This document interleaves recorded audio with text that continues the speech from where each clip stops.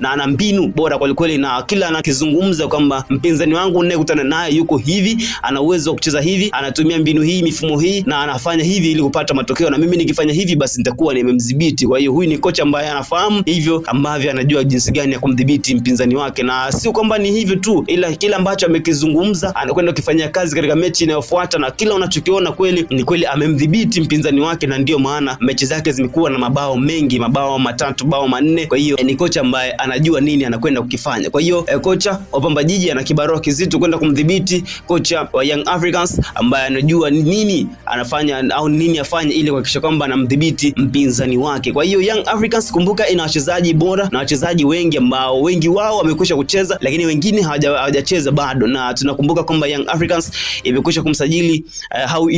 au inaye Selemani Mwalimu Gomez, lakini pia ina Stefan Ki Aziz, mmoja kati ya wachezaji bora na waliofanya vizuri ndani